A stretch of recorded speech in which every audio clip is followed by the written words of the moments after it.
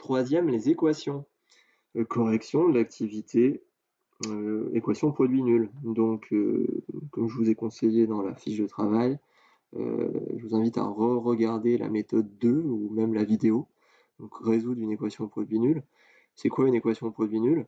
Eh bien, c'est un produit qui est égal à 0. Donc là, on a bien un produit, on a une double distributivité. Entre les deux parenthèses se cache un signe multiplié.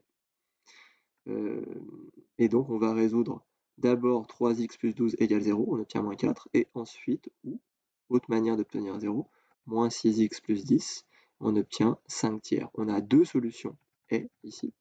Et donc, quand on a deux solutions, c'est une équation du second degré. D'ailleurs, si on développait, chose qu'il ne faut surtout pas faire, mais imaginons on développe. Donc là, quand je développe, mon 3x fois moins 6x, j'obtiens moins 18x au carré.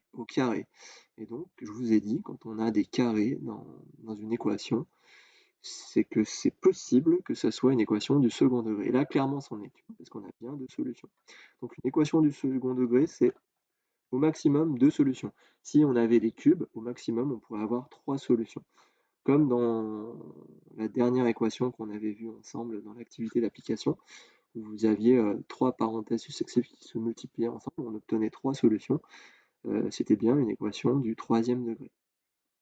Voilà, on va corriger. Donc là, on a bien une double distributivité, donc un produit qui est égal à 0.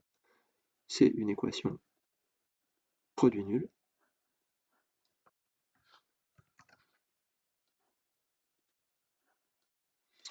Donc, dans un premier temps, x plus 3 égale 0. Je fais moins 3 de chaque côté pour faire disparaître le 3 du premier membre.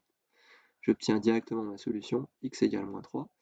Ma deuxième équation du premier degré, c'est x moins 1 égale 0. Donc je fais plus 1 de chaque côté. J'obtiens x égale 1. J'ai deux solutions. Les solutions de l'équation sont moins 3 et 1. Au lycée, vous aurez le droit d'écrire seulement ça, mais comme vous êtes au collège encore, eh bien, vous devez absolument écrire la phrase, sinon vous perdrez des points. Donc là, est-ce que c'est une équation produit nul? Oui. Alors imaginons, c'est ce que je vous donnerai la prochaine fois, si là je rajoute un moins, est-ce que c'est encore une équation produit nul? Ben non, si j'ai rajouté un moins ici, c'est plus un produit. Donc comment ça se résout? On enlève les parenthèses du premier sans changer les signes, et puis les secondes parenthèses, on les enlève, et comme il y a un signe moins devant, on va changer les signes. Donc mon 3x va devenir moins 3x, et mon moins 6 va devenir plus 6. Vous voyez, attention, là il y a un moins, c'est pas une équation c'est pas une équation produit nul. Allez, ça c'est une équation produit nul. Donc là il n'y a pas de problème, on peut écrire c'est une équation produit nul. Donc soit pour obtenir 0, j'ai 2x plus 1 égale 0, ou alors j'ai 3x moins 6 qui est égal à 0. On va résoudre chacune de ces équations. Allons-y. Donc là, pour faire disparaître le plus 1, je fais moins 1 de chaque côté, ou je passe le moins 1 de l'autre côté du égal et je passe le plus 1 de l'autre côté du égal et il change de signe. Maintenant, je vais me débarrasser du 2 qui est devant le x en divisant de chaque côté par 2. J'obtiens moins 1,5. On peut laisser moins 1,5 sous forme fractionnaire ou donner une écriture décimale, moins 0,5. Ici, la deuxième partie, donc je vais faire plus 6 dans les deux membres pour faire disparaître le moins 6, ou passer le moins 6 de l'autre côté, il change de signe. Et maintenant, il suffit de diviser chaque côté par 3, ou de dire je passe le 3 de l'autre côté, il vient diviseur. Et donc 6 divisé par 3, ça fait 2. On a deux solutions. Moins 0,5 et 2. Là, c'est ou, et là, c'est et. Faites attention, il y a deux solutions, l'une et l'autre.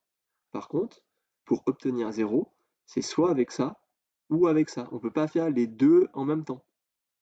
Si vous remplacez x par 0,5, c'est que le premier facteur qui est nul. Si vous remplacez x par 2, c'est que le second facteur qui est nul. Donc c'est ou l'un ou l'autre, mais par contre, vous avez une solution et une deuxième solution. Le C, est-ce que c'est une équation produit nul? Ah non, c'est pas une double distributivité. Mais c'est pas grave, parce que là, il y a quand même un multiplié qui se cache. Donc c'est bien une équation produit nul. Donc, soit c'est x qui est égal à 0, et là j'ai déjà résolu directement, effectivement, si je remplace x par 0, 0 fois, entre parenthèses, 2 fois 0 moins 1, donc ça me fait 0 fois moins 1, ça donne bien 0. Ok, ou alors, autre manière d'obtenir 0, 2x moins 1 égale 0, on va faire plus 1 dans les deux membres, et on va diviser par 2, on obtient 0,5, on a deux solutions, équation du second degré, avec deux solutions, 0 et 0,5. La D, aucun doute, c'est une équation produit nul, j'ai bien une multiplication, le résultat est égal à 0, donc soit moins 4x plus 1 égale 0, ou alors 5x égale 0, je résous, oui, bah j'ai résolu déjà l'autre, je divise 0 par 5, 0 divisé par 5, ça fait 0. Hein. Ça pose la question, quel est le nombre qui multiplié par 0, par 5 donne 0? Il n'y en a qu'un seul, c'est 0. 5 fois 0 égale 0, donc la solution c'est bien 0. Ici, je passe mon plus 1 de l'autre côté, ça devient moins 1, et maintenant je divise par moins 4 pour faire disparaître le moins 4 du membre de gauche qui est devant mon x. Soit vous laissez un quart, soit vous écrivez 0,25. Moins par moins, ça fait plus. On a deux solutions, 0,25 et 0. Normalement, il aurait fallu mettre 0 et 0,25. C'est mieux de remettre dans l'ordre croissant. Si vous ne le faites pas, c'est pas grave. Je vous remercie de votre attention.